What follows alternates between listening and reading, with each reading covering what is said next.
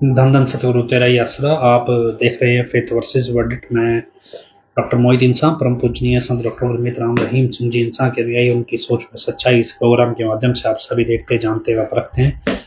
तो आप सबका आज के इस लाइव डिस्कशन में बहुत बहुत स्वागत है जी। धन धन सतगुरु तेरा ही आसरा सत्संग जी। हमारा टॉपिक जो है वो विश्वास का व्यापार है, और जो व्यापार डेरा मैनेजमेंट गुरु संगत की गद्दार कमेटी काफ़ी लंबे समय से करती आ रही है। तो इस टॉपिक को हम डिस्कस करेंगे आज, और उसके पैरेलल बहुत सारी खबरें जो चलती रहती हैं डेरा से संबंधित, और जो भी घटनाक्रम चल रहा है, जो आपके सामने है, जो आपसे छिपाया गया है, दोनों ही हम रेगुलर आपके सामने रखते रहते हैं। तो मौजूदा समय में कई स्टोरीज चल रही हैं। एक तो बरगाड़ी बेअदबी कांड को लेके कई सारी भ्रांतियां हैं, और इसके अलावा क्योंकि कई खबरें भी आपको इंटरनेट पे देखने को मिल रही होंगी, और इसके अलावा भी जो डेरा मैनेजमेंट के कई लोगों का नाम प्रदीप कलेर ने लिया गया है, उसमें बयान में लिया है, उसका क्या सब कुछ चल रहा है आगे। और तीसरा क्या है, भी एक खबर है कि हाई कोर्ट कोई फैसला सुनाने वाली है। हालांकि ये खबर अक्टूबर 2023 से चल रही है। अक्टूबर, नवंबर, दिसंबर, जनवरी, फरवरी, मार्च, अप्रैल, मई, मतलब अक्टूबर के अंदर एक तारीख बताई गई थी डेरा की मैनेजमेंट की तरफ से, और उस तारीख के हिसाब से कुछ होना है। तो उस सबको पहले हम डिस्कस कर लेते हैं, उसके बाद हम अपने मेन टॉपिक पे आएंगे। तो मसला क्या है कि तो बरगाड़ी बेअदबी कांड को लेके प्रदीप कलेर ने एक बयान दिया, और उस बयान में हनीप्रीत का नाम आया, प्रदीप, राकेश तिड़बा, गुरलीन और गुलाब, बाकी वो दो तो हर्ष धूरी और संदीप बरेटा पहले से है। अभी इस बयान के मायने क्या हैं, और प्रदीप कलेर की जमानत हो गई है तो आगे क्या स्थिति है। असल में क्या है कि कोई भी मामला जैसे है, और इसमें हाई कोर्ट के अंदर जी एक अलग पिटीशन डली है, उसमें क्या चल रहा है एक्चुअल में क्या है। अभी ये जो कोई भी मामला होता है, कोई भी एफआईआर होती है, उसकी एक जांच एजेंसी जांच करती है। वो जांच एजेंसी एक थाना भी हो सकती है, वो जांच एजेंसी एक थाने का एक अफसर हो सकता है, वो जांच एजेंसी एक डीएसपी लेवल, एक एरिया का डीएसपी हो सकता है, या एसपी हो सकता है, कोई भी हो सकता है। उसके अलावा अगर वो मतलब एक स्टेट की पुलिस ना हो तो सेंटर में जाओगे तो ज़्यादातर सीबीआई होती है, नहीं तो फिर अगर कोई आतंकवाद रिलेटेड मसला है तो एनआईए होती है।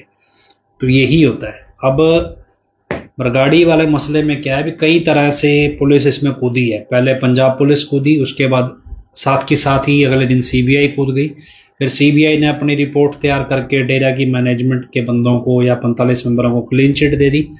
उसके बाद पंजाब पुलिस सुप्रीम कोर्ट तक फाइट करके इस केस को वापस ले आई और वापस से खोल दिया, और उसके बाद इसमें आगे कार्रवाई हुई, कई गिरफ्तारियां हुई, कई केस चले, हजूर पिताजी के से भी कथित तौर पे पूछताछ हुई, और उसके बाद ये प्रदीप कलेर की गिरफ्तारी हुई। तो ये पंजाब पुलिस के दायरे में है, और पंजाब पुलिस में जो थाना बाजा खाना लगता है, और एक प्रॉपर एसआईटी इसमें काम कर रही है, जिसमें जो इन्वेस्टिगेशन अफसर है वो फिलहाल एक डीएसपी रैंक का ऑफिसर है, मतलब एक डीएसपी है जो इस पे काम कर रहा है। और उसके बाद जो एसआईटी है उसको एडीजीपी रैंक के ऑफिसर मतलब लीड कर रहे हैं, मतलब कि जो पूरी टीम जिस पे काम करती है उसमें जो सबसे बड़ा अफसर है उसका रैंक एडीजीपी का है।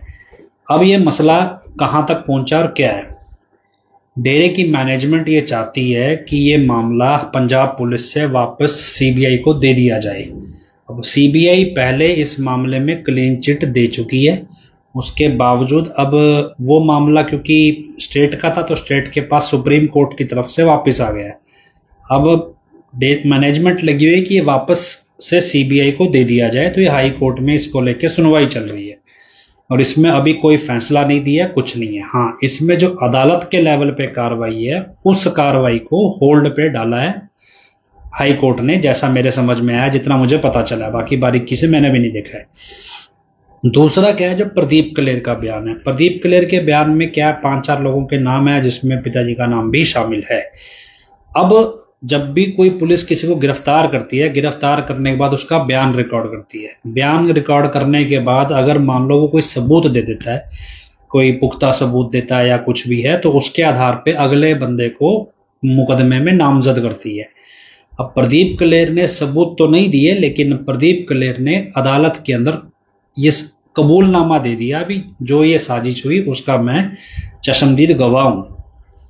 एक तरह से आरोपी बनाया गया लेकिन असल में मैं गवाह हूं। ये ठीक वैसा ही पैटर्न है जैसा खट्टा सिंह का था। जैसे मान लो खट्टा सिंह डेरे का प्रबंधक था, उसने बोला कि भाई मैं डेरे का प्रबंधक ना होकर मैं ड्राइवर था। ड्राइवर क्या जी कोने में खड़ा था, मेरे को सुन गया। तो इस तरह से वो गवाह बना लिया गया बजाय कि वो मुकदमे में शामिल करने के। लेकिन क्योंकि प्रदीप क्लेर को राष्ट्रीय कमेटी का मेंबर दिखाया हुआ है राजनीतिक विंग का, इसलिए उसको ड्राइवर तो बना नहीं सकते, पर यह दिखा दिया कि पीछे खड़ा था। ये मतलब एक उसका रैंक छोटा दिखा के उसे पीछे खड़ा कर दिया। इस तरह से चीजें हुई। लेकिन वो प्रदीप क्लेर का बयान कब झूठा सच्चा होगा अलग बात है, पर उसके बयान का कानूनी तौर पे महत्व ये है कि उसके बयान के बाद अब पुलिस ये सोच नहीं सकती अपने लेवल पे भी नामजद किया जाए या ना किया जाए। मतलब इस पे पुलिस विचार नहीं कर सकती। एक तो होता है कि पुलिस को आपने बयान दे दिया और पुलिस उसके बाद सोच रही है भी करें या ना करें, तो पुलिस की मर्जी है। पुलिस को लगता है भी इस बंदे ने सिर्फ बयान दिया, सबूत तो कोई दिया नहीं। लेकिन जब वो अपना बयान कोर्ट में दे रहा है तो उसके बाद पुलिस के सोचने का दायरा खत्म है भी ये बंदा कोर्ट को बता के आया है, कोर्ट को बताया, तो इसकी जिम्मेवारी है आगे अपना बयान साबित करना भी ये करेगा अपनी गवाही में। तो ऐसे में पुलिस चाह के भी हनीप्रीत की गिरफ्तारी को रोक नहीं सकती। अगर रोकती है तो उसमें पुलिस शक के दायरे में आती है। अब क्या है भी इसमें हाई कोर्ट की कई अलग अलग तरह से पेशियों की खबरें आती रहती हैं जिसमें कंफ्यूजन बढ़ा है जी हाई कोर्ट ने गिरफ्तारी पर रोक लगाई है या नहीं लगाई है। तो जितनी जांच मैंने की है उसके हिसाब से हाई कोर्ट ने डेरे की मैनेजमेंट की गिरफ्तारी पे कोई रोक नहीं लगाई है। और नतीजा ये है कि डेरे की जो हनीप्रीत वगैरह है सब डेरे के अंदर किलेबंदी कर रखी है, दुनिया भर का पहरेदारी लगा रखी है। और उसमें क्या है बड़ा सिस्टम सेट है इनका। इनायते कॉम्प्लेक्स के सामने रिजॉर्ट है, इधर से भाग के रिजॉर्ट में घुसेंगे, पीछे खेतों में से रास्ता निकलता है तो निकल जाएंगे। सिरसा पुलिस की इनको बैक मिली जाती है। ऐसे में पंजाब पुलिस एक हनीप्रीत को गिरफ्तार करने के लिए फोर्स लेके तो आने से रही। तो इसलिए वो जब तक उनका तालमेल जैसे भी बैठता नहीं है तो उस हिसाब से उनको लगता है कि जब तक डेरे की किलेबंदी में हमारे को कोई पकड़ नहीं पाएगा आसानी से। बाकी अगर सिरसा पुलिस जब तक इनको साथ देती रहेगी तब तक चलता रहेगा। तो ये कहानी है। अब इसमें क्या है प्रॉब्लम कहाँ है? इसमें प्रॉब्लम ये है कि इधर से पंजाब में मांग उठने लगी है पिताजी, क्योंकि उसमें जो प्रदीप क्लेर के बयान में पिताजी का नाम भी शामिल है। तो अब हनीप्रीत वगैरह तो फरार की कैटेगरी में आ गए अब, लेकिन जो पिताजी हैं वो तो फरार की कैटेगरी में नहीं है। तो पंजाब की पुलिस पे इस बात का दबाव है कि क्यों भी तुम पिताजी को प्रोडक्शन वारंट पे पंजाब क्यों नहीं ले आते। अब एडम ब्लॉक की हालत ये है भी आगे कुआ पीछे खाई। मतलब अगर वो पंजाब पुलिस कल को प्रोडक्शन वारंट पे पिताजी को पंजाब लेके आती है तो मसला सारा असली और नकली पे अड़ जाता है आगे। क्या कि असली नकली का मुद्दा फंस जाएगा। अब वहां से पंजाब असली बंदे को ले आओ या नकली को लाओगे, यहां कंफ्यूजन है। अगर असली को ले आए तो मुसीबत एडम ब्लॉक के लिए, और नकली को ले आए तो उससे बड़ी मुसीबत। तो दोनों तरफ से मुसीबत ही मुसीबत खड़ी है कि किस तरफ से किसको लाएं। तो वैसे में पिताजी को पंजाब ना लाया जा सके इसके लिए वो सोच रहे हैं भी क्यों ना ये मामला सीबीआई को चला जाए। जो फैसला सुप्रीम कोर्ट दे चुकी है केस को वापस पंजाब पुलिस को सौंपने के लिए, उस फैसले को हाई कोर्ट कैसे बदल सकती है। लेकिन ये क्या हो रहा है, घुमाया जा रहा है, सिर्फ टाइम पास है। एडम ब्लॉक ने तो हर हाल में संगत से पैसा ही मांगना है। जब सुप्रीम कोर्ट ये कह चुकी है सीबीआई को भी ये मामला पंजाब पुलिस को वापस दे दो, पंजाब सरकार का मामला है, उनकी मर्जी वो सीबीआई से करवाएं, उनकी मर्जी वो ना करवाएं। अगर उनके पास कोई तथ्य हैं जिसको सीबीआई ने नहीं देखा उसके बेस पे ही ये मामला पंजाब पुलिस के पास वापस सुप्रीम कोर्ट ने भेजा है। अब हाई कोर्ट इस मामले को वापस सीबीआई को कैसे दे भी, ये सिर्फ हमारे जैसों को उलझाने के लिए है। हाई कोर्ट ये मामला सीबीआई को नहीं दे सकती टेक्निकली, क्योंकि सुप्रीम कोर्ट का ऑर्डर ऑलरेडी इसमें है। अगर देगी तो सुप्रीम कोर्ट में फिर चले जाएगी पंजाब पुलिस, भैया तुम हाई कोर्ट तो भी तो आपके ऑर्डर के खिलाफ जा रही है। तो क्या है अभी ये मामला लटकाना है इलेक्शनों में और कुछ नहीं, क्योंकि ये मुद्दे इलेक्शन में ही उठते हैं ज्यादा, इलेक्शन के आसपास। तो अब ये तो एक कॉमन स्टैंड है कि एडम ब्लॉक की गिरफ्तारी होनी ही होनी है अनटिल अनलेस वो एंटीसिपेटरी बेल ले ले। अब एंटीसिपेटरी बेल लेके भी वो जांच में अगर शामिल होते हैं तो ये अगर जांच में वो शामिल होंगे तो या तो वो सीधा पिताजी का नाम लेंगे मुकदमे में, या फिर वो इनकार करेंगे भी हम इसमें शामिल नहीं है। तो प्रदीप कलेर और हनीप्रीत को आमने सामने बिठाया जाएगा, प्रदीप कलेर राकेश जड़बा को आमने सामने बिठाया जाएगा, तो इन सबको आमने सामने बिठाया जाएगा। अब अगर ये जांच में पिताजी का नाम ले देते हैं तो इनको डेरे से लात पड़ जाती है, अगर ये नहीं लेते हैं तो फिर पुलिस पीटती है, पुलिस गिरफ्तार रिमांड मांगती है इनका, मतलब कहेगी भी तो ये मुकर रहे हैं, इधर हमारे पास बंदा है जी, कस्टडी में रिमांड चाहिए हमें, इनको जगह जगह लेके जाएंगे। तो दोनों तरफ से फंस गए। अगर पिताजी को पंजाब लाया जाता है प्रोडक्शन वारंट पे, तो असली को लाया जाए कि नकली को लाया जाए, ये ऐसी उलझन में फंसे हैं भी इससे बाहर नहीं निकल पा रहे हैं। तो प्रॉब्लम क्या है, अब इनको प्रॉब्लम है भी ये मामला अगर सीबीआई को चला जाए तो पंजाब पुलिस छोड़ो, सीबीआई में तो हमारी 100 सेटिंग है। जब इतना नकली वाला धंधा चल ही रहा है सेंटर की सरकार के साथ मिलके, तो ये बाकी भी चला लेंगे। सीबीआई अपनी रिपोर्ट दाखिल करेगी, मामला खत्म, वहां तो सेटिंग हो ही जाएगी। लेकिन पंजाब में क्या कि सरकार आम आदमी पार्टी की है, और दूसरा क्या है कि पंजाब के अंदर ये मामला बहुत हाईलाइटेड है। सीबीआई बाहर की एजेंसी है तो वो इसको पंजाब के सेंटीमेंट्स के हिसाब से नहीं देखेगी, लेकिन पंजाब पुलिस के लोगों ने तो पंजाब के बीच में ही रहना है, तो इसलिए पंजाब पुलिस के साथ वो सेंटीमेंट्स जुड़े हैं, उनको आम आदमी के सेंटीमेंट्स देखने हैं। सीबीआई वो सेंटीमेंट्स नहीं देखती, इसलिए इनको यह भी सीबीआई को तो सेट करना, जब इतने सारे फालतू के मुकदमों में पिताजी को सजा कराई है सीबीआई को सेट करके, तो अपने में बरी होने में कौन सी बड़ी तोप है। फकीर चंद मर्डर केस भी तो कल ही इन्होंने बरी करवाया है खुद को, तो उसी तरह का पैटर्न है ये, और कुछ नहीं है। तो इसमें कंफ्यूजन क्या है भी, आप उसमें इंजॉय करो, तमाशा देखो भी क्या मसला होगा क्या नहीं होगा, ये तमाशा देखो। अब आता है दूसरा मसला। दूसरा मसला ये है कि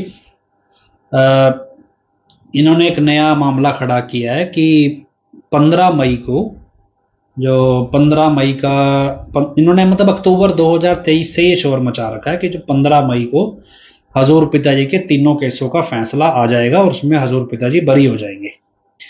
अब ये शोर गुरचरण एंड पार्टी चरणों एक्सेट्रा ये सारे पूरा जोर शोर से अक्टूबर नवंबर से मचा रहे हैं कि 15 मई को फैसला आएगा, 15 मई को फैसला आएगा, 15 मई को फैसला आएगा, कभी 15 या 18।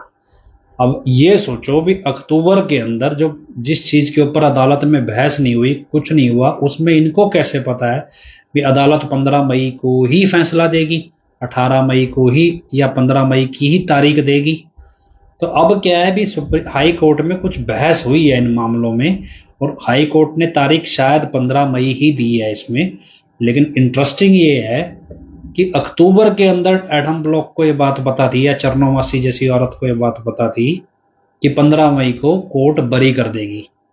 अब सवाल ये भी क्या वाकई में ऐसा है, या फिर ये इलेक्शन को लेके लॉलीपॉप दिया जा रहा है। 2019 का इलेक्शन याद करो आप, कहना कई बार हमारी याददाश्त कमजोर होती है, लेकिन आपको फिर मैं याद कराता हूँ। कहना एक असूल है, हालांकि यह असूल आरएसएस ने लोगों को सिखाया है, पर क्या है भी उनका असूल उन्हीं पे आजमा लेना चाहिए। एक असूल है भी ना तो कभी भूलना चाहिए और ना कभी किसी को माफ करना चाहिए, जब तक ये सारी चीजें सुलट ना जाएं। तो ना भूलो ना इग्नोर करके किसी को माफ करो, तो याद रखो। तो ये आरएसएस का असूल है, ना वो भूलते हैं ना वो माफ करते हैं। हालांकि क्षमा करना अच्छा काम है, पर उनकी वैसे औकात नहीं है क्षमा करने की, क्योंकि उनका दायरा ही नहीं है, उनके कोई हैसियत ही नहीं है कि वो किसी को क्षमा करें, वो खुद ही सारे पाप करते हैं। तो खैर बात वापस वही लाएं, क्या कि अप्रैल 2019 में पैरोल लगाई गई, एक शाही बेटी की शादी है जी, पिताजी को 42 दिन की पैरोल दी जाए। जैसे ही पैरोल लगी वैसी एक संस्था थी, मैं नाम भूल गया, नागरिक संस्था कुछ थी हरियाणा की, साथ ही उसने एप्लीकेशन लगा दी भी पैरोल ना दी जाए। मतलब अब एडम ब्लॉक क्या कर रहा है भी, बात बुना रहा है कि पैरोल हम तो लेना चाह रहे हैं और इधर से दूसरी संस्था खड़ी होगी भी ना दी जाए। उसके बाद ये मामला हाई कोर्ट गया, हाई कोर्ट में इस मामले में ये पिटीशन वापस ले ली गई। मतलब मौके पे कई बार क्या होता है भी, अदालत चाहती है पिटीशन डिसमिस करना, लेकिन क्या है कि मतलब रद्द करना चाहती है याचिका को। उसमें क्या होता है भी, वकील क्या कहता है जी मेरी वापस दे दो, मैं कुछ नवी तरह से दोबारा लगा दूंगा। तो ऐसे वो याचिका वापस ले लेगी, मतलब अदालत पैरोल नहीं दे रही थी तो उन्होंने वापस ले ली। थोड़े दिन बाद क्या हुआ भी, जो लड़की थी वो शाही बेटी, शायद उसका नाम था गुरांश ऐसा कुछ, उसकी तरफ से याचिका लगती है जी, मैं अनाथ हूँ, मेरे को मतलब पिताजी ने पाला पोसा है, तो उनको मेरी शादी के ऊपर पैरोल दी जाए। हुआ ये कि जब उस पे बहस होने लगी अदालत में, तो अदालत ने कहा भी सारे कार्य तो तुम्हारे पूरे हो गए हैं, सिर्फ आशीर्वाद ही तो लेना है। एक काम करो, लड़का लड़की वर वधू जो भी हैं, उनको हम कुछ घंटों के लिए जेल में भेज देते हैं, भी आप वहां जाओ, बैठो, आशीर्वाद लो, अपने पिता से बात करो, जो भी है आपको हम खुली छूट देते हैं, भी आपको इजाजत दे देंगे। लेकिन अब ये तो टारगेट था ही नहीं। अब जब मौका मिल रहा है तो जाने दो, फिर तो कोर्ट तो कम से कम ये तो छूट दे ही रही है ना, कि भी वो लड़की लड़का जाके वहां पिताजी से मिलाएंगे। जब ये, क्योंकि उस कोर्ट में हमारी तरफ से भी बंदा था, तो जज ने, लेडी जज थी जिसने बात बोली थी, तो इन्होंने फिर पिटीशन वापस ले ली वहां से भी, नहीं जी हमें ये नहीं चाहिए, पिटीशन वापस लेते हैं। तो अब क्या हुआ, फिर प्रबंधकों ने क्या किया, क्या जी पैरोल चाहिए तो बीजेपी को वोट दो तो पैरोल मिलेगी। तो सीधा मुद्दा उठा दिया, देखो जी पैरोल नहीं दे रही, हाई कोर्ट भी नहीं दे रही, सरकार भी नहीं दे रही, अगर बीजेपी को वोट देंगे तो मिलेगी, तो क्यों ना बीजेपी को वोट दी जाए। तो इसका पूरा माहौल बनाया गया और बीजेपी को वोट दिलवा दी गई। संगत ने भी दी और संगत को कहा गया भी आस पड़ोसियों को भी बोलो, अपने रिश्तेदारों को। नतीजा क्या हुआ, पैरोल मिली नहीं मिली। फिर जून के अंदर दोबारा पैरोल लगाई गई, फिर अगस्त जून में लगाई गई जी खेती करनी है। जब पिताजी की जमीन गंगानगर गुरसर मोडिया में है तो फिर सिरसा की क्यों लगाई। फिर उसके बाद लगाया गया जी, छोटी माता जी की तरफ से लगाई गई जी, माता जी जो हैं बड़े माता जी भी वो ना दवाई नहीं खा रहे हैं, भी पिताजी की एब्सेंस की वजह से, ये पिताजी है नहीं और वो इस चक्कर में नाराज होकर दवाई नहीं खा रहे हैं, अभी उनको बचाना है, पिताजी को पैरोल दी जाए। अब कोर्ट ने क्या किया, अभी 2 अफसर लगा दिए, भी देख के आओ भी क्या वाकई में ये मसला है। अब जब वो अफसर देखने आए तो माता जी को इन्होंने अस्पताल में भर्ती कर लिया, 4 डॉक्टर खड़े कर दिए, सारी मशीनें लगा दी, हर तरह के चेक टेस्ट कर लिए। और जब अधिकारी आए पूछने, उन्होंने सबको बाहर भेज के माता जी से पूछा कोई दिक्कत, बोले कोई दिक्कत नहीं।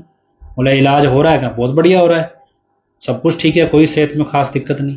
उन्होंने कोर्ट में जाके रिपोर्ट दे दी भी जी कुछ नहीं है, तो वैसे ड्रामा है, तो मामला फिर खत्म हो गया वहां पे।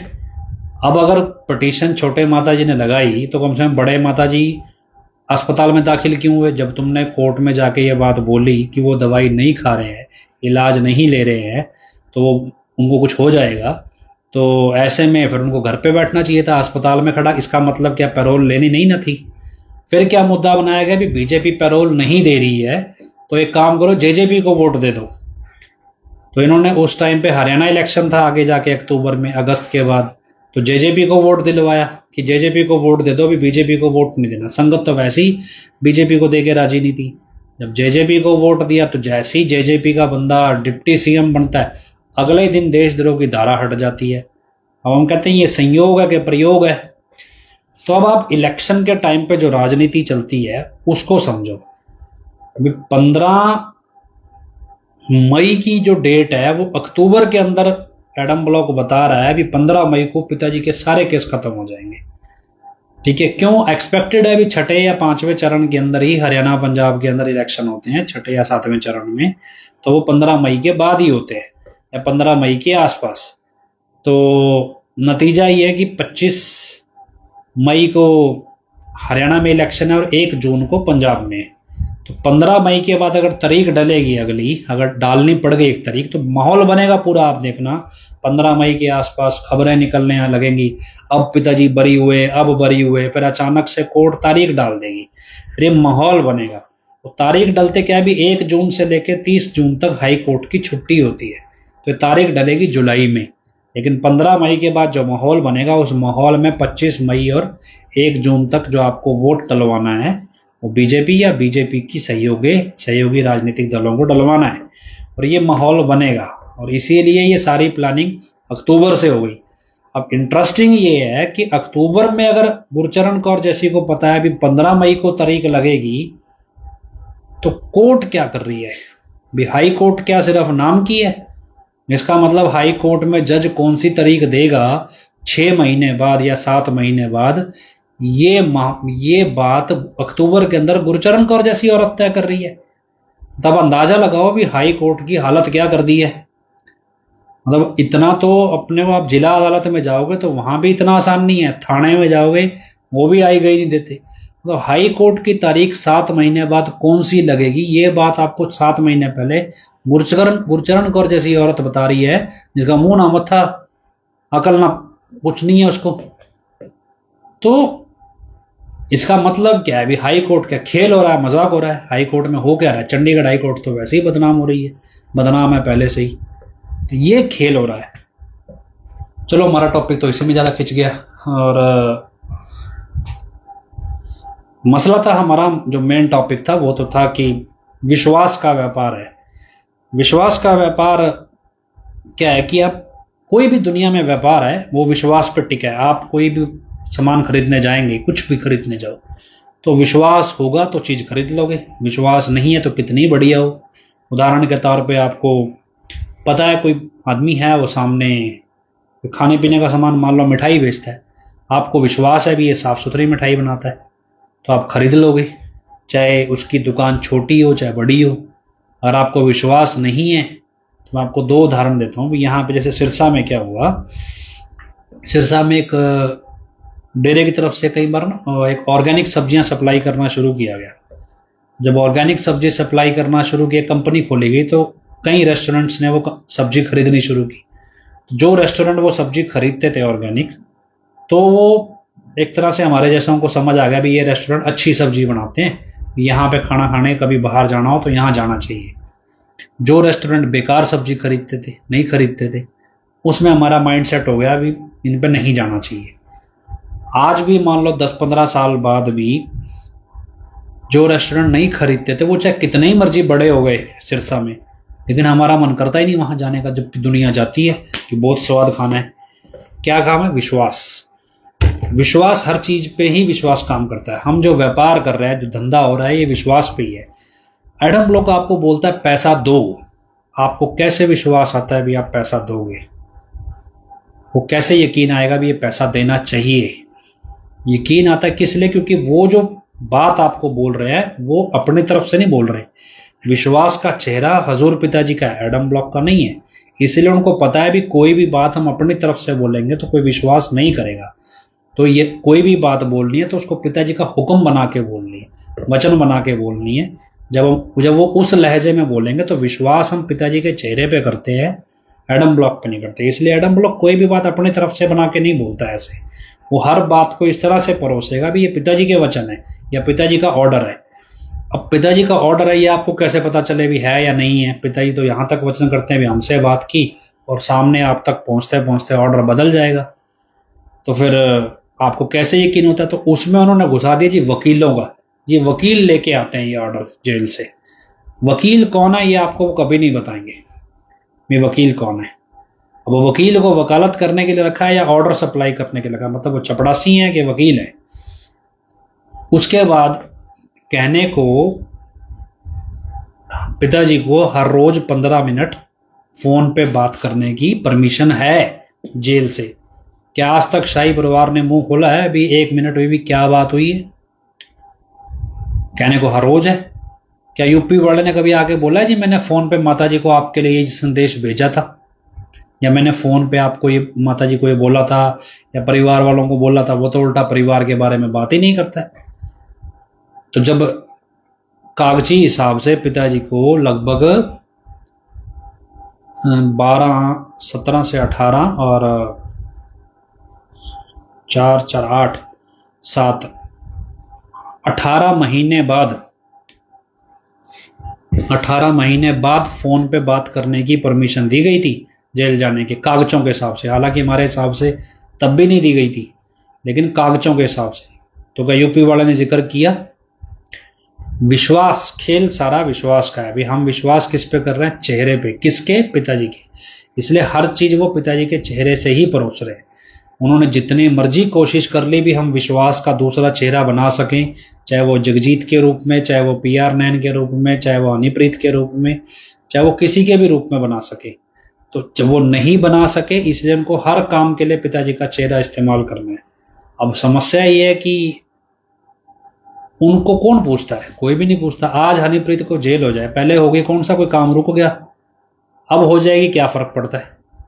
ऐसे ही मान लो राकेश जड़बा जेल चला जाए, क्या फर्क पड़ता है? फर्क किसको पड़ता है? जिनका उनके साथ बिजनेस जुड़ा है। हम सब कहाँ खड़े हैं? विश्वास के व्यापार पे। तो हमारे साथ क्या किया गया? व्यापार। किस तरह? हमने जहां जहां विश्वास किया, क्योंकि विश्वासघात वही है जहां विश्वास है। हम जब किसी पे विश्वास करेंगे तभी तो धोखा खाएंगे। अब करना चाहिए नहीं करना चाहिए, अब मसला यहाँ है। जब हम डेरे की दुनिया में, हम डेरे में आए किस लिए थे?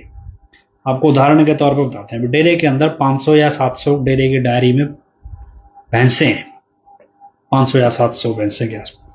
अब इन भैंसों, गाय भैंस जो भी लगा लो, इनका दूध है। अब ये दूध डेरे के आसपास करीब करीब लगा लो 1,500 से 2,000 लोग ऐसे हैं जो डेरे की कॉलोनियों में रहते हैं। अब इन सारे लोगों को जो दूध की सप्लाई है वो डेरे की डेयरी से ज़्यादातर होती है। कुछ लोग बाहर से भी खरीदते हैं, लेकिन ये जितने भी डेरे के अंदर लोग रहते हैं, ये सप्लाई पूरी नहीं पड़ती।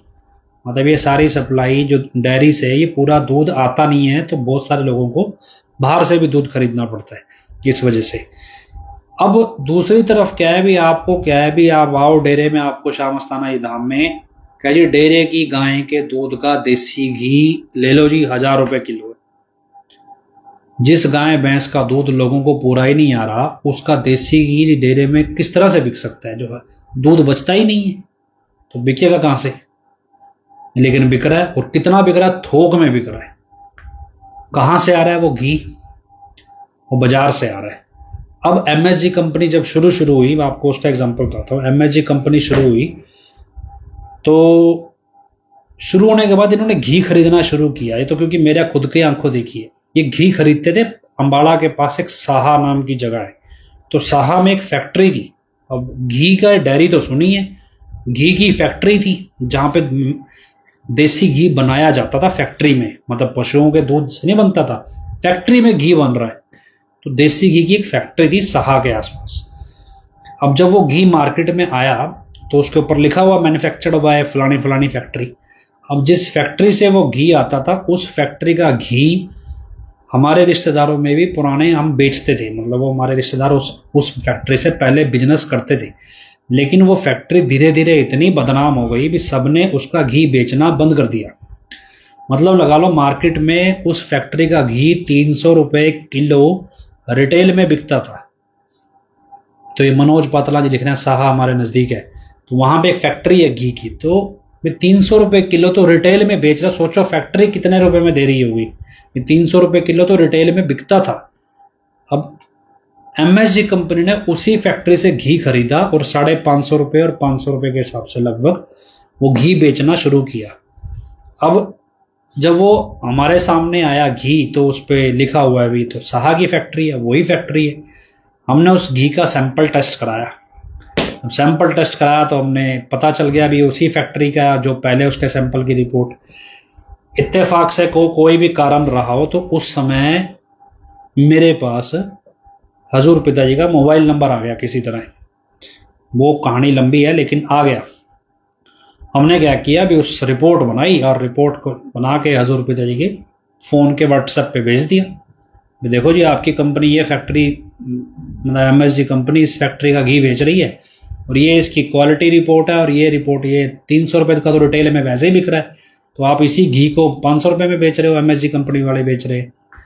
तो मान लो रात को तो मैसेज किया, सुबह पिताजी ने मीटिंग बुला ली, और अगले दिन दोपहर तक तो ये ऑर्डर जारी हो गया, जितना भी घी है मार्केट में एमएसजी कंपनी का, वो सब वापस मंगवा लिया जाए। तो ये 2015-16 के 16 की बात है, शायद 16 की, तो ये 17 की शायद शुरुआत की हो सकती है, 16 की। तो भाई वो सारा घी वापस मंगवाया गया। उसके बाद इन्होंने दोबारा घी निकाला। अब उस घी के ऊपर मैन्युफैक्चर्ड बाय लिखा ही नहीं भी कहां से। अब उसके बाद 500 के बजाय 1,000 रुपए का भी घी आ गया। ये सारा घी एमएसजी कंपनी बेच रही है, बावजूद इसके शाम मस्ताना धाम में अलग से घी बिक रहा है कि डेरे के गाय का दूध का या भैंस के दूध का घी बिकता है। वो दूध जो डेरे में ही पूरा नहीं पड़ता, वो भी ब्लॉकों से मंगाना पड़ता है। जो डेयरी डेरे की पूर्ति नहीं कर सकती, हर दिन अलग अलग ब्लॉकों से आज भी दूध डेरे में मंगवाया जाता है, जबकि आज तो ये बेचते ही हैं उसको।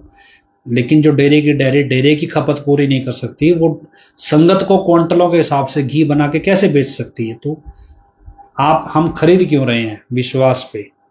व्यापार किसका है? विश्वास का। हम विश्वास करते हैं भी डेरा हमारे को मिलावटी चीज नहीं देगा, लेकिन दे रहा है, इसमें कोई वो नहीं है। पिताजी ने एमएसजी कंपनी बनाई इसलिए भी साफ सुथरा प्रोडक्ट मिलेगा। कम से कम दर्जन भर से ज्यादा जो ये बड़े वाले डीलर है ना एमएसजी कंपनी, उनको तो मैं जानता हूं, दर्जन भर से ऊपर। कर क्या रहे हैं वो, आधा माल तो एमएसजी कंपनी से खरीद रहे हैं, आधा खुद ही बाजार से खरीद रहे हैं और खुद ही पैक करके एमएसजी का लेबल लगा के बेच रहे हैं। उनको लग रहा है भी एमएसजी कंपनी वाले माल तो घटिया खरीद रहे हैं, हम अपना लेके उसी रेट में हम अपना बेच देंगे और मार्केट में इमेज बनी रहेगी, या जैसा भी इनका कोई भी सिस्टम है, लेकिन चल रहा है ये। अब आप किस बेस पे खरीद रहे हैं? एमएसजी कंपनी का माल प्योर होगा, ये विश्वास कैसे आता है? ये विश्वास तब है जब पिताजी खुद उसकी गारंटी देते थे, तब जब खुद सामने टेस्ट करते थे। अब मान लो देसी घी की जब शिकायत हुई तो सारा घी वापस लेना पड़ा ना। एक भाई तो लिख रहा है भी डीलरों को पेमेंट भी वापस नहीं की थी उस चीज की जो घी मंगवाया गया। अब हमारी जैसों की कारस्तानी थी उस टाइम भी, हमने एक रिपोर्ट दी उस टाइम, लेकिन उसके बाद इन्होंने जो ऐसे प्रोडक्ट थे उसके ऊपर, डेयरी प्रोडक्ट्स थे, उसके ऊपर मैन्युफैक्चर्ड बाय का लेबल काट दिया। तो अब ये सब धंधा चल रहा है। तो मेरा कहने का मतलब यह है कि दुनिया व्यापार किस चीज का है? ये सारा व्यापार सिर्फ और सिर्फ विश्वास का है। आप जितना विश्वास करोगे आंख मूंद के, तो हम डेरे में देसी घी खरीदने नहीं आए, हम डेरे में प्रोडक्ट खरीदने नहीं आए, हम यहाँ पे एक ऐसा नाम लेने आए थे जिसका मार्केट में कोई मोल नहीं है। आप किसी भी धर्म संस्था में कहीं चले जाओ, आस्था के नाम पे, मतलब जो धर्म ज्ञान के बदले में आपसे पैसा लिया ही लिया जाता है। क्यों? उनको लगता है भगवान बिका हुआ है और भगवान मंगता है, दाता नहीं है।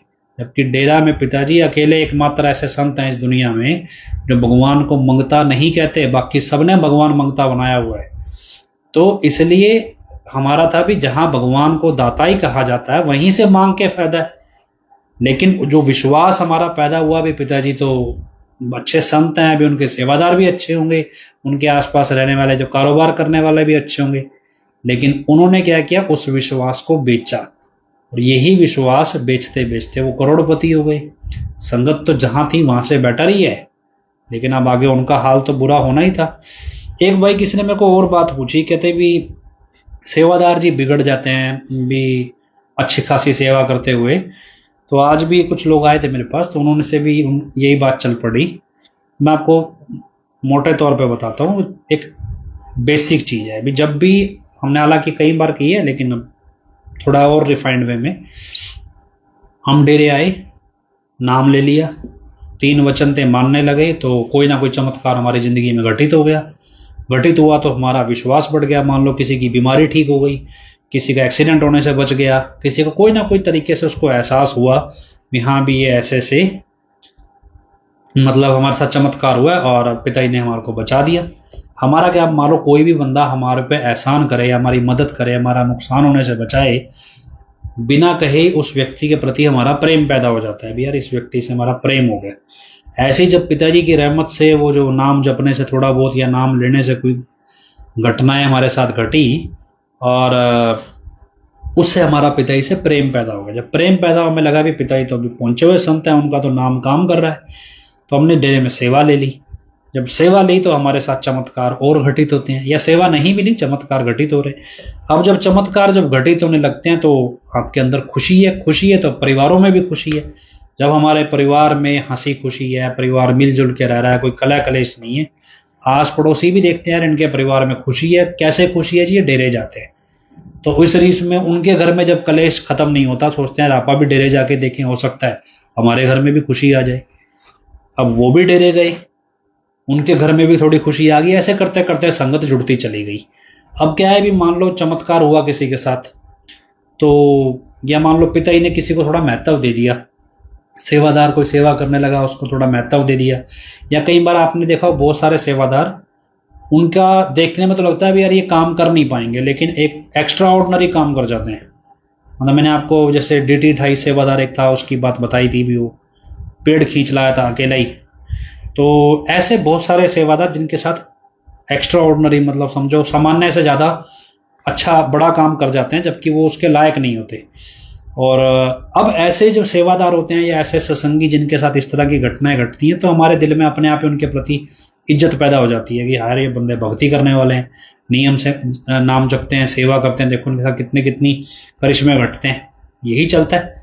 और आगे बढ़ो, इसके बाद जब आगे बढ़ते हैं भी तो क्या होता है भी, अहंकार आ जाए सेवा का या भक्ति का, भी मेरे साथ चमत्कार हो रहा है, लोग इज्जत बहुत दे रहे हैं, तो बंदे को हवा भी आ जाती है भी यार वाकई में मैं कुछ हूं, मेरे साथ कुछ हो रहा है, भी चमत्कार हो रहे हैं, मेरे पे स्पेशल रहमत है, बाकियों पे कम रहमत है। तो कुछ ऐसा ही है। तो ये जब मन का सूक्ष्म अहंकार कहते हैं, या भक्ति का अहंकार या सेवा का अहंकार होता है, तो इसका रिजल्ट क्या है? इसका रिजल्ट ये है कि पहली कंडीशन आती है भी बंदे के साथ चमत्कार होने बंद हो जाते हैं। मान लो सपने में दर्शन होते हैं तो दर्शन होने बंद हो गए, किसी का सिमरन अच्छा चल रहा है, सिमरन चलना बंद हो गया, किसी के साथ सेवा में चमत्कार हो रहे हैं, वो चमत्कार होने बंद हो गए। अब जो एक्चुअल जिसके साथ हो रहे होते हैं उसको एहसास होता है यार मेरे साथ ना वो बात पहले वाली नहीं रही। तो फिर वो क्या, आपने देखा बहुत सारे लोग सत्संग में पर्ची लिख के बेचते हैं, क्या जी मार को सिमरन चल रहा था, हमने किसी को बता दिया, वे हमारे साथ बंद हो गई।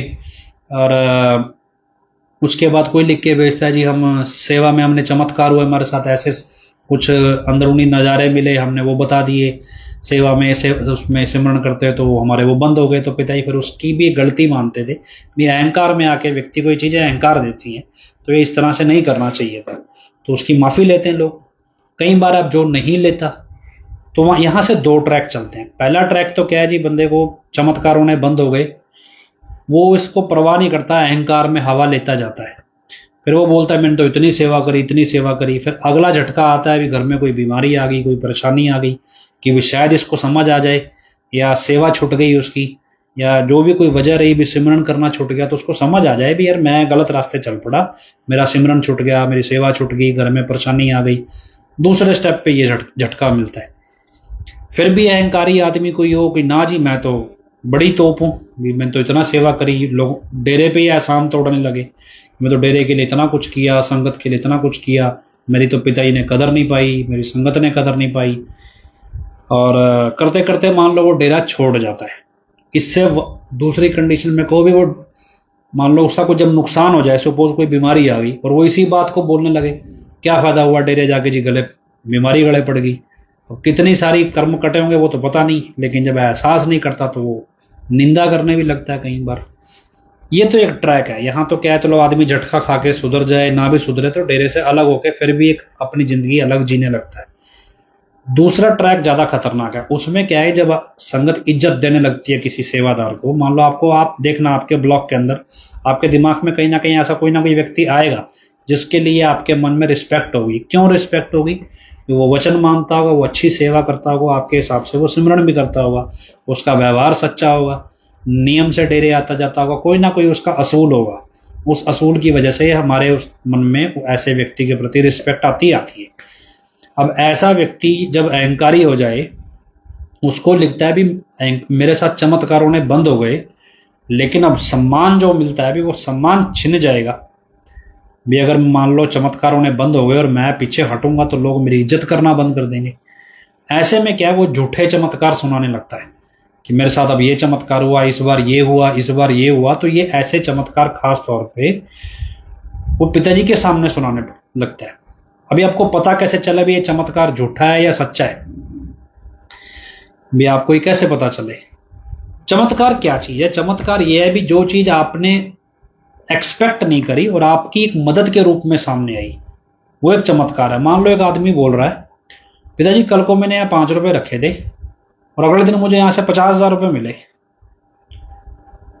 ये बकवास है। कैसे पता चलेगा? अब यही जब असली आदमी आपको चमत्कार सुनाएगा, जिसके साथ जेन्युइन घटा होगा, वो आपको 5 रुपए से 50,000 की घटना ऐसे नहीं बताएगा। वो आपको ये बताएगा जी पिताजी मैं बड़ी तंगी में था और मेरे को पैसे की बहुत जरूरत थी, मेरे को समझ नहीं आया अभी मैं पैसा कहाँ से लूं, और इतना परेशान था, मैं सिमरन कर रहा, अरदास कर रहा जी, मेरा काम सारे अड़े पड़े थे, अचानक से चमत्कार हुआ जी, मेरे को मेरे वहां से 50,000 रुपये मिले जहां मैं परमार्थ के पैसे रखता था। तो आपकी बड़ी कृपा होगी जी। अब यहाँ पे सतगुरु की रहमत है। जहां पे जी 5 रुपए रखे जी, सुबह 50,000 रुपये मिले, ये क्या है? ये नौटंकी है। जहां आपको इंसान की तकलीफ नहीं दिखती, चमत्कार में मालिक सहायक है, मालिक कोई ऊपर से पैसे फ्री में नहीं बरसा रहा है, वो आपकी तकलीफ में आपका सहायक है, जहां पे आप उम्मीद खो चुके हो वो उसे कह देते हो भी मालिक का सहारा है चमत्कार। आपको लोग मिलेंगे, एक ने चमत्कार सुनाया, क्या जी मैं कपड़े धो रही थी, मेरी वॉशिंग मशीन में ना जी कपड़ों की जगह नोट भर गए, और इतने सारे नोट भर गए भी पता नहीं कहां से निकल आए, भी उसको जरूरत ही नहीं थी फिर भी भर गए। मतलब क्या कॉन्सेप्ट है ये? तो आपको आमतौर पे मोटे तौर पे चमत्कार ऐसे ही समझ आ जाएगा कि जी मैं फलानी जगह खड़ा था, मेरे को अचानक से तीनों पातशाहियों के दर्शन हुए, वो तुक बना।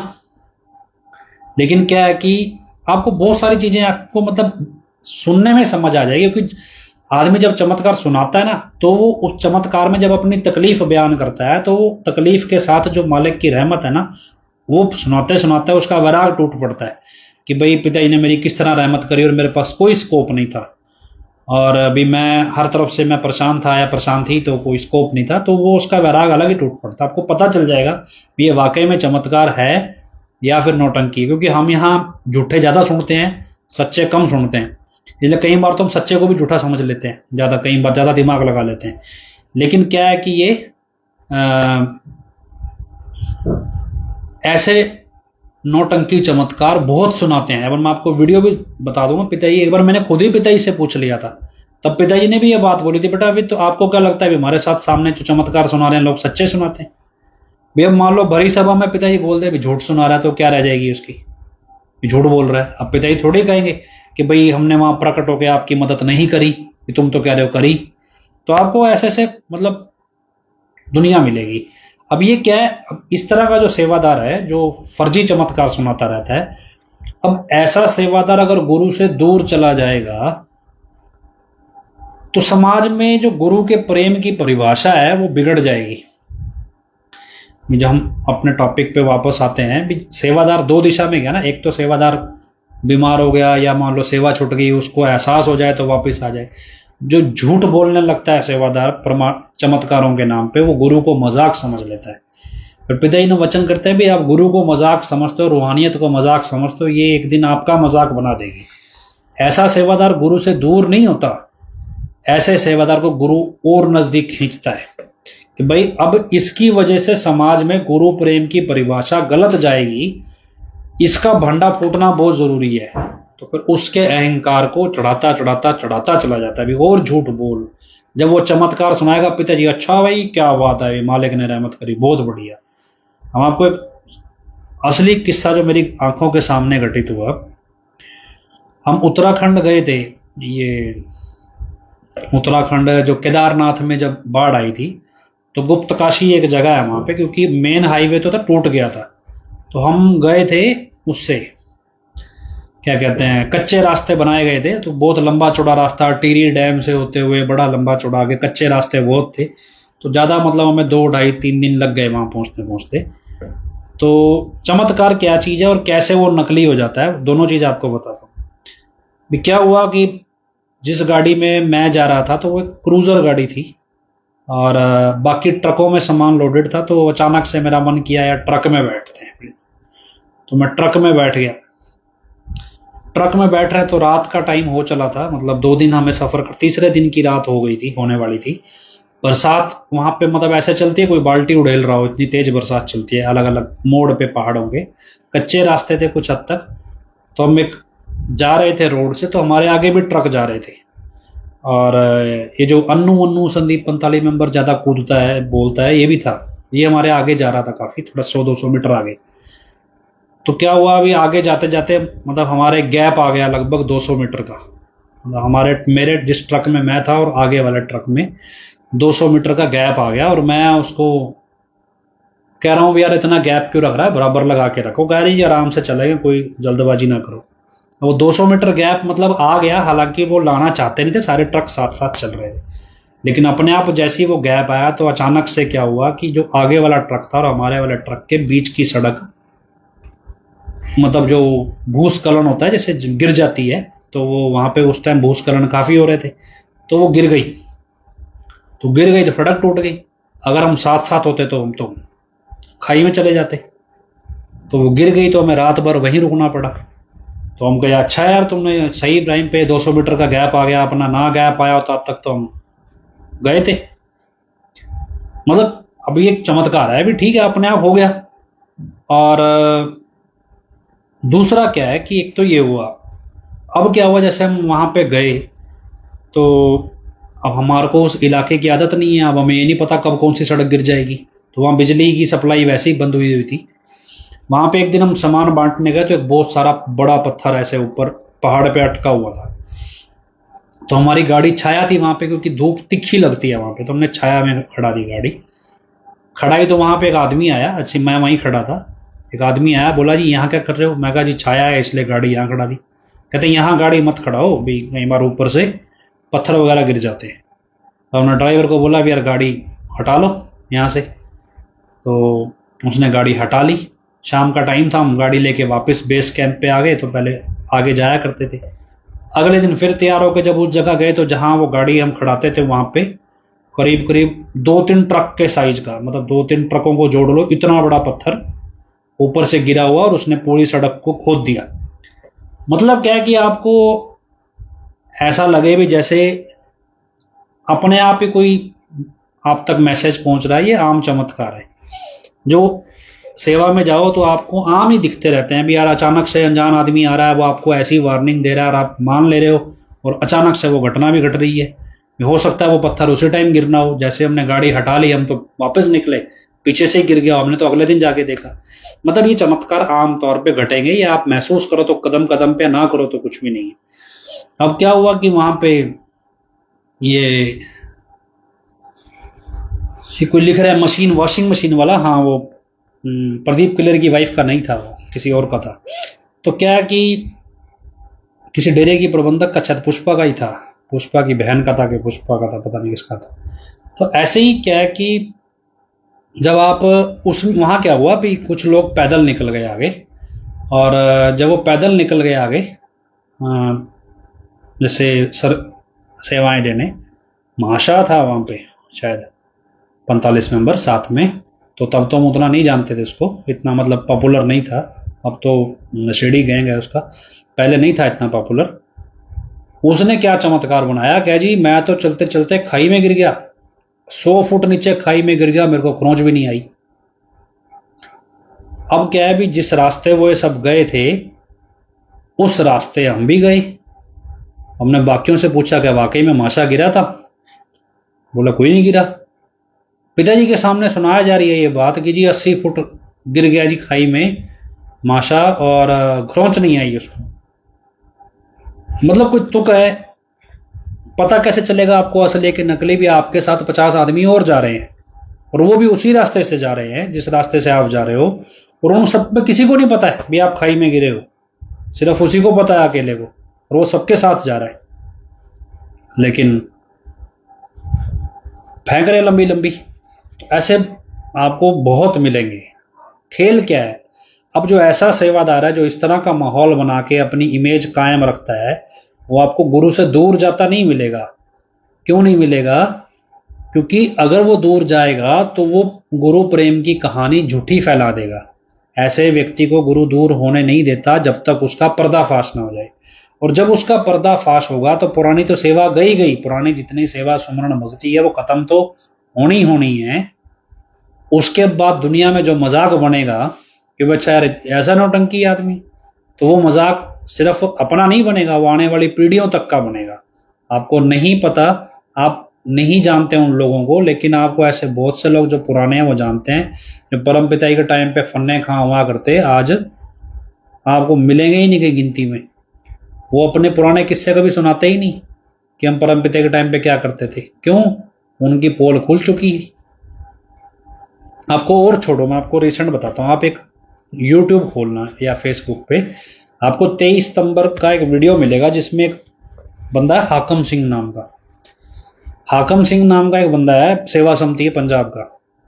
वो आपको पिताजी के सामने कहानी सुना रहा है भी गुरु गद्दी के टाइम पे कैसी उसकी गाड़ी गई जी, कैसे वो पिताजी को लेके आए, कैसे उन्होंने पिताजी को स्टेज पे छोड़ के आए जी, परम पिताजी ने क्या वचन करे क्या नहीं करे।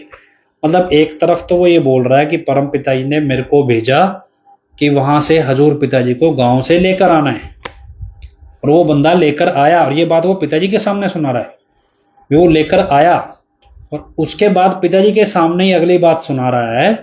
क्या जी, जब भी लेकर आ चुका, अगले दिन की बात जब हजूर पिताजी बैठे हैं, तो क्या मैं ये सोच रहा हूं कि हजूर पिताजी को मेरा नाम पता है कि नहीं पता।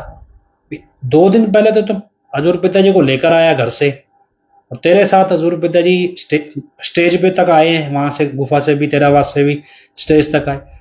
तब तो तेरे को ये समझ नहीं आ रहा भी मेरा नाम पता होगा या नहीं पता होगा। फिर तू बोल रहा है भी अगले दिन मैं सोच रहा हूँ भी क्या पता पिताजी को मेरा नाम पता है कि नहीं पता, और पिताजी ने मेरे को नाम से बुलाया। ये तो चमत्कार हो गया जी, आपको मेरा नाम पहले से पता है। जबकि ये सारा जो वृतांत है पिताजी का गुरुसर से सिरसा आने का और आगे सारा गुरुगद्दी का, ये सारा वृतांत पहले से ही सतगुरु का सफरनामा किताब में लिखा गया, और उसमें हाकम सिंह के जाने का कोई रिकॉर्ड नहीं है। वो बंदा पिताजी के सामने स्टेज पे गप मार रहा है, और आपको सच समझना हो तो आप पिताजी के चेहरे के एक्सप्रेशन से समझ जाओगे कि भी ये कितना सच बोल रहा है और कितना झूठ। लेकिन क्या है कि आप सोचो, पिताजी के सामने इतने कॉन्फिडेंस के साथ झूठ बोलना, और फिर यही आदमी आपको सच कहूं के उस पे भी बोल रहा है। ये सच कहूं के एक इंटरव्यू में, वहां पे भी वो अपनी बात को कंट्राडिक्ट कर रहा है, मतलब जो पहले बोली है कुछ और बोल रहा है। क्या है कि झूठ के पैर नहीं होते। लेकिन क्या है भी, अब ऐसा बंदा जी, मैं सेवा समिति का परम पिताजी के टाइम का। इंटरेस्टिंग बात क्या जी, परम पिताजी ने मेरे को स्पेशल बुला के कहा पढ़े लिखे प्रेमियों की लिस्ट बनाओ। क्यों? गुरुगद्दी के लिए कैंडिडेट छांटने। तब उसको अकेले को बुला के कहा। रेस किस चीज की है? रेस है महत्व की, कि जी मेरे पे विश्वास करो, मैं बड़ा प्रेमी हूं। और ये बात मैं पिताजी के सामने बोल रहा हूं, तो मैं पिताजी के सामने झूठ बोल ही नहीं सकता। अगर कोई बंदा पिताजी के सामने झूठ बोल रहा है, वो कहे यार मैं पिताजी के सामने झूठ बोलूं, मेरी जुबान ना कट जाए, मैं शुक्र मनाओ ये फैसिलिटी है नहीं, वरना तो किसी की बचती ही ना तुम्हारे में से। लेकिन क्या है कि ऐसे ऐसे किस्से फेंकते हैं लंबे से लंबे, आप मतलब हमें तो यहाँ पे बहुत सुने हैं भी, बाकी पता नहीं। लेकिन पिताजी क्यों बोलते थे बात भी, रूहानियत को मजाक ना समझो, ये जिंदगी मजाक बना देगी। तो अब क्या है कि आपको लगे भी जितने भी ये बंदे पिताजी के आसपास दिख रहे हैं जी भगत हैं। अब क्या है भी, जब तक परीक्षा के दायरे में गए नहीं, अब परीक्षा तो प्रबंधकों की भी होनी है, परीक्षा आम संगत की भी होनी है। अब कई बार हम ये सोचें भी यार, फेथ वर्सेस वर्डिक्ट में ऐसे ऐसे लोग हैं जो आम से प्रेमी हैं, जिनको कभी पिताजी की ज्यादा नजदीकी मिली ही नहीं, उनको पता ही नहीं है इतना भी क्या नजदीकी राजनीति चलती है। भी उनको समझ में आ गया भी असली है नकली। और जो बिल्कुल जड़ में पिताजी के साथ सालों साल रहे, ऐसे ऐसे बंदे जो बिल्कुल यूं कह लो ना भी कांच के अंदर दबा के चलते हैं पिताजी, इस तरह भी साथ रहे, जो उन लोगों को भी नहीं पता चला भी असली है नकली भी, आखिर ये पैमाना कैसे काम करता है। तब आपको समझ में आए भी, जब ये परीक्षा ली जाती है ना रूहानियत की, उस रूहानियत की परीक्षा में जितने भी ये झूठ बोले पर झूठ बोलकर चमत्कार सुनाने वाले होते हैं ना, जो बढ़ा चढ़ा के चीजें सुनाते हैं सिर्फ पिताजी की चापलूसी करने के लिए, या जिनको संगत से प्रेम दिखाने को होता है और होता नहीं है, जो प्रेम मतलब पिताजी के सामने तो दिखाते हैं लेकिन अंदरूनी तौर पे वो नहीं होता है। प्रेम में चापलूसी में फर्क होता है। अभी आपका किसी के प्रति प्रेम है तो उस प्रेम में आप उसको डांटना भी जानते हो भी। उदाहरण के तौर पे जब पिताजी को कोई तकलीफ हुई और उस तकलीफ में क्या हुआ भी, मतलब पिताजी को बताया गया जी आपको ये दिक्कत है शरीर में, तो एक आदमी ने डांट दिया क्या जी ऐसा है भी, ये तरीके से टिक्के इलाज करा लो, नहीं मैं फिर ये कर दूंगा, ऐसे कर दूंगा। मतलब जब आपका प्रेम है तो आप अपना हक भी जताते हो, आप चापलूसी नहीं करते। आप पिताजी आप तो ये हो, आप तो वो हो, मतलब वो आपको पता चल जाएगा भी ये प्रेम की भाषा है या चापलूसी की। हालांकि शुरू हम लगातार डेरे में पले बढ़े हैं तो हमें इतनी जल्दी समझ में नहीं आई, लेकिन जब बाहर के लोग आगे हमारे को सिखाते कि यार हम बाहर दुनिया में देखते हैं ये चापलूसी की भाषा है, ये उसकी नहीं है प्रेम की। मतलब एक व्यक्ति मेरे साथ मेरा बॉस रहा है, वो हालांकि डेरे में नहीं आता है और दारू के ठेके चलाता था। जब वो पहली बार उसने देखा डेरे के अंदर बड़े बड़े लोगों को पिताजी के सामने नाचते, वो बहुत बड़ा अफसर रहा था, तो नाचते देखा पिताजी के सामने कूद कूद के। वो अब सीधा साधा आदमी था, अफसर रहा है बड़ा, वो मेरे को ऐसे बोलने लगा, देसी था, नाम लिया नहीं था, मेरे को कहता मोहित ओ देख बाबे की चापलूसी। मैं कहा भी आपको लग रहा है जी चापलूसी, लोग खुशी में नाच रहे। ना ना ना ये बाबे की चापलूसी है। मैं कहा जी ऐसा है यहाँ मत बोलो भी, यहाँ ये तो खुशी ऐसे ही मनाई जाती है। फिर उसने मेरे को उस टाइम तो कुछ नहीं बोला अफसर ने, बाद में पर्सनली बुला के बोला, कहता भी ऐसा है भी मैं इतना बड़ा अफसर रह चुका हूँ और मेरे सामने दुनिया बहुत पापड़ बेलती है अपना अपना काम निकालने के लिए। खुशी में नाचना और चापलूसी में नाचने में मेरे को फर्क करना आता है। मैंने नचाए हैं लोग अपनी ड्यूटी पर रह के, मेरे सामने बहुत नाचते थे, तो मुझे पता है भी खुशी में नाचना क्या है और इसमें चापलूसी में नाचना क्या है। जो ये सारे नाच रहे थे ये सब चापलूसी में नाच रहे थे। उस समय मुझे उसकी बात घटिया लगती थी, यार ये तो पिताजी के संगत के खिलाफ बोल रहा है, सारे सेवादारों के खिलाफ बोल रहा है जो मौके पे वहां पे थे उस समय बड़े बड़े तोपची। लेकिन आज मेरे को उसकी बात का एहसास होता है भी यार वाकई में भी वो सारे चापलूसी में नाचते थे। लेकिन क्या है भी अब ओवर द टाइम उम्र के साथ भी कह लो अपना एक्सपीरियंस अलग आता है और एक बाकी चीजें अलग है। पर अब जब चीजें समझ में आती है भी हाँ चापलूसी भी हो सकती है पिताजी के सामने, और जरूरी नहीं है कि पिताजी उसका पर्दा उठाएं। लेकिन अब ऐसे बंदे को अगर आप टोक दोगे ऐसे पिताजी के सामने झूठ बोले साढ़े गूंगे ना हो जाइए, असी ए ना हो जाइए, ये ना हो जाइए, वो ना हो जाइए, अब बोल रहे हैं सरेआम आपको। और छोड़ो ना, हाकम सिंह सेवा समिति का ही है, स्टेज पे 23 सितंबर के दिन पिताजी के सामने पिताजी का ही किस्सा सुना रहा है, और वो भी झूठ। किस लिए? अपने आप को सच्चा साबित करने के लिए मैं बड़ा सेवादार हूं। तो एक एग्जाम्पल प्रैक्टिकल है, बाकी तो कितने ही होंगे, कैसे ही होंगे, मतलब एक से एक। अभी हमारे को आज ही मेरे को किसी ने बोला क्या जी रिसेंटली भी एक बंदा पिताजी को बहुत चुटकुले सुनाया करता, पिताजी अक्सर उससे चुटकुले सुना करते, बुला बुला के भी चुटकुला सुना दे, वो हंसाता था पिताजी को। अब क्या है भी डेरे में चोरी करता पकड़ा गया, चोरी करता पकड़ा गया तो था भी वो किसी प्रबंधक का रिश्तेदार बड़े बड़े का। अब डेरे में सरेआम चोरी करता पकड़ा गया तो उसको लात मार के यहां से बाहर किया। अब आप जिसने वो उसका वो दौर भी देखा है जहां पिताजी उसको नाम लेके बुलाया करते भी चुटकुले सुना, ये कर वो कर, अब उसके हिसाब से तो बड़ा सेवादार है। जिसको नहीं पता अभी अब ये चोरी करता पकड़ा गया है, मतलब फिर उसने सीखा ही क्या पिताजी के साथ? को समझ नहीं आया अभी रूहानियत क्या चीज है, अभी पिताजी क्या हस्ती है। कॉमन सेंस तो ये है, मान लो जिन लोगों ने परम पिताजी के सामने गुरुगद्दी पे बैठने के लिए लिस्ट में अपना नाम लिखवा दिया, बहुत जज वो कहते हैं लोग बड़े पजामी सूट पहन के आया करते थे, बढ़िया बढ़िया कुर्ता पजामा पजामी पहन के भी स्पेशल बढ़िया जचे, मतलब उन्होंने परम पिताजी को जाना ही नहीं। भी संत कोई बनाए थोड़ी जाते हैं, तो बने बनाए जाते हैं। परम पिताजी वचनों में बोल रहे हैं भी संत और मालक की रली मिली बात होती है। तो जिन्होंने भी प्रबंधकों ने जितने भी मेन बंदे जगजीत हाकम सिंह जैसों ने अपने नाम लिखा दिए, रूहानियत की टट्टू चीज पता थी इनको भी संत हम बनते ही नहीं, संत तो ऊपर से आएगा, उसको तो पैदा होने से पता है कि मेरे को संत बनना है, वो तो जाहिर संत ने संत को करना है, उसको पहले से पता है। तुम्हें तो पता नहीं था तुम संत हो, तुमने लिख के कैसे दे दिया? मतलब परम पिताजी की बात सुन भी रहे थे कभी, और आज बोले जी परम पिताजी के टाइम के हमारे को पता है भी डेरा कैसे चलता है। लेकिन क्या कि आप ओवरऑल कॉन्सेप्ट देखो, ये सारा कॉन्सेप्ट सिर्फ और सिर्फ अपना विश्वास बनाने का। जैसे विश्वास में आप फंसे नहीं वैसे आपका बेड़ा गर्क हुआ नहीं।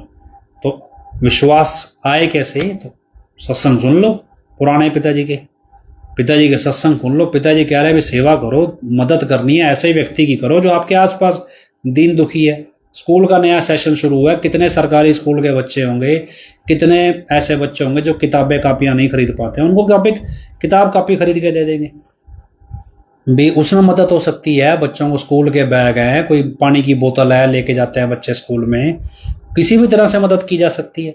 किसने कहा भी तुमको एडम ब्लॉक को बिना पर्ची के ब्लैक में पैसा दो भी इससे सेवा बनेगी? लेकिन चल रहा है। तो खैर जो भी है, हम तो उम्मीद करते हैं, प्रार्थना करते हैं भी आपको समझ में आए ये चीज भी कैसे ये धंधा विश्वास का है, विश्वास किस पे कर रहे हो। सेवादारों ऐसी व्यवस्था के साथ खड़ोगे जो झूठे चमत्कार के साथ चलती है, तो मजाक तो बनना ही बनना है, आज नहीं बनेगा कल बनेगा। आप कहो जी हमने तो चमत्कार को चमत्कार माना, सामने वाला गप मार रहा था तो हमें क्या पता। भी ऐसा है भी पिताजी जब स्टेज से जो पैरामीटर बता रहे हैं अगर आपने नहीं सुने और आपको उनकी सुनाई देती है तो फिर आपने गलती की, आप ही भुगतोगे, दूसरा थोड़ा ही भुगतेगा। तो खैर हम ये चीज आपको आज का टॉपिक हमने रखा था, विश्वास का धंधा कैसे चलता है और कैसे ये विश्वास बनाया जाता है और किस तरह से सेवादार डिफ्रेंशिएट हो जाते हैं अलग अलग भी, जो वैसे अलग होते हैं। अब ऐसा जब ये बंदा होता है जिसका पुर्जा जब टूटता है मतलब अहंकार वाला, फिर वही बंदा आगे जाके विरुद्ध खड़ा हो जाता है, खिलाफ भी पिताजी के, जैसे खट्टा सिंह जैसे बंदे ऐसे ही खड़ते हैं। क्यों? उनको तो राजनीति चाहिए, उनको तो वाहवाही चाहिए, उनको कोई चमत्कार थोड़े चाहिए। उनको पता है यहाँ के लोग बेवकूफ़ी इस चीज़ पे बनते हैं। अब जो बंदा रोज झूठे चमत्कार सुना रहा है, उसको दूसरे के चमत्कार सच्चे कैसे लगेंगे?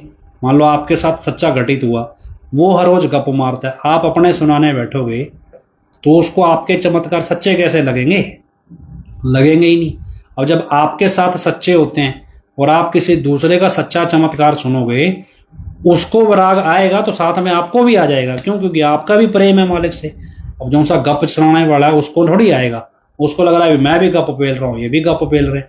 वो कभी हजूर पिताजी को संत समझेगा ही नहीं कि इनके पास कोई आध्यात्मिक शक्ति है। उनको लगता है भी यहाँ सारे झूठ बोलते हैं। तो ये चलता रहता है। और अपने आप को एनालाइज कर लो भी हम कहाँ खड़े हैं, और विश्वास के व्यापार में हमने अपनी बोली कितने की लगाई है, और लुट रहे हैं या लूट रहे हैं। तो लुटेरों का भी पता चल जाएगा, लुटने वालों का भी पता चल जाएगा। तो खैर हमने यही चीज समझी भी कैसे इस असली नकली के दौर में आदमी ने नहीं पछाना भी असली है या नकली। ये सतगुरु ने नजर ही उसको दी है जिसको उसने परीक्षा में पास करना है, चाहे वो दूर का है चाहे वो नजदीक का है। जिसको पास नहीं करना, चाहे वो सालों साल पिताजी के साथ रहा हो तो भी समझ में नहीं आई, चाहे वो कितना ही दूर रहा हो तो भी समझ में नहीं आई। और जिसको पास करना है, चाहे वो पास रहा हो चाहे वो कभी पिताजी से नजदीक से मिला ही ना हो, दोनों केस में उसको समझ आ गया भी ये नकली है। खेल कहाँ है? जो नौटंकी करने वाले हैं भी, तब रूहानी किताबों में आप ग्रंथों में पढ़ोगे ना, उसमें लिखा है भी मालक खुद ही खेल खेलता है और जिसको चाहता है उसी को ही आगे ले जाता है। तो ऐसा नहीं है भी आप भी ज्यादा समझदार हो या जो ज्यादा नजदीक है वही पकड़ पाएंगे, जिसको चाहता है उसी को ले जाता है आगे। विश्वास क्या चीज है भी? एक जड़ देते ना पिताजी, हड्डी जोड़ने की दवाई मिलती है डेरे से, तो विश्वास वो चीज है भी, वो हड्डी जोड़ने की दवाई है। आपको विश्वास है भी पिताजी ने बनाई है, या कोई पौधे की जड़ पिताजी ने ढूंढ के दी है किसी आयुर्वेद के ज्ञान से, इससे हड्डी जुड़ेगी, वो विश्वास है भी जुड़ती है। चाहे वो असर कम भी करे तो भी जब विश्वास के साथ आप दवाई खाते हैं तो वैसे ही असर करती है। इसी तरह अब कई सेवादार है जिन्हें उनको पता लग गया, उन्होंने अपने उगानी शुरू कर दी वही जड़ें, तो धीरे धीरे उनका विश्वास पक गया लोगों का। अब लोगों के इलाज में फायदा होने लगा। वो नाम सुमरण करके भी पिताजी भी हम डेरे से लोग जा नहीं सकते तो हम वो अपना देते हैं बना देख, वही दवाई फ्री में देते हैं सेवा के तौर पे। जी आपने जड़ खोज के दी है, तो मेरे पास ऐसे सेवादारों का भी फोन आया जिन्होंने वो हड्डी जोड़ने वाली दवाई अपने घर में पौधे उगा लिए, उसकी जड़ से वो पौधे लोगों को जब भी किसी की हड्डी टूटती है वो फ्री में देते हैं, पैसे नहीं कमाते भी नहीं। ये तो यार पिताजी ने बताई थी। अब पिताजी उनकी दी की दवाई पे भी रहमत करते हैं। खेल क्या सारा विश्वास का। विश्वास है तो कैंसर भी ठीक होते हैं, नहीं है तो बंदा अच्छा खासा बंदा बिना मतलब बिस्तर पे पड़ा रहता है। तो खैर हम उम्मीद करते हैं सच्चाई सामने आए। इस उम्मीद के साथ हजूर पिता के चरणों में नारा लगाते हैं, धन धन सतगुरु तेरा ही आसरा। आखिरी में अरदास बोलते हैं, धन धन सतगुरु तेरा ही आसरा। हे मालिक तुझे लाज है, अब बहुत हो गया, तो दया में रहमत कर। तेरे प्यार मोहब्बत की राह में हमें कोई दुख तकलीफ ना आए, तो ऐसी रहमत बख्श और सबको सुमति दे। किस तरह से देनी है यह तो सब जानता है, जिसको जैसे देनी है वैसे दे, वो तेरी मर्जी। धन धन सतगुरु तेरे आसरा। सत्संग जी आज ईद का त्यौहार है और मुसलमान भाई इस त्यौहार को अच्छे से मनाते हैं, और डेरे में भी इस त्यौहार को पिताजी बहुत रिस्पेक्ट देते हैं। तो आप सबको ईद के त्यौहार की बहुत बहुत बधाई हो जी। धन धन सतगुरु तेरे आसरा।